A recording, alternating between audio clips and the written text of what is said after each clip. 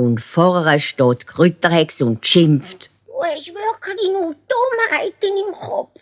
Mitten im Sommer gehst du schneien lassen. Das macht man doch nicht.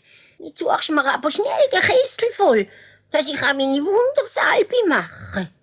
Am nächsten Morgen sagt die Kräuterhexe zur Tilly-Trulla. Lass, ich bin heute zur Nebelhexe im Bärental zu Kaffee und Kuchen eingeladen. Du bleibst brav daheim und tust lernen, dass du mir am Abend deine 37 Sprüche auswendig kannst. Kaum war die Berta fort, setzt Tilly-Trulla mit dem Hexenbuch ans offene Fenster. Zuerst ist es noch ganz gut gegangen mit Lernen. Da kommen auf einmal 3 grosse alte Raben dorthin zu fliegen. Sie hocken auf der Gartenhag vor dem Häusli und glotzen wunderfitzig zur kleinen Hexe. Sie lernt gerade einen schweren Zauberspruch.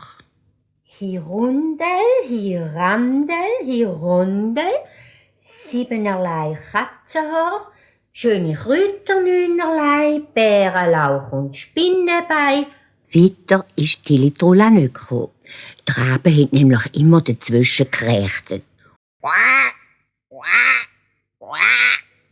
Du hat die junge Hexe gerufen. Stören mich doch nicht immer, ihr unverschämten Raben. Ihr bringt mich alt raus mit euren wüsten Stimmen. Wartet ihr nur allwillig jetzt. Da gibt's doch einmal einen Spruch, wie man den Vögeln andere Stimmen anhexen.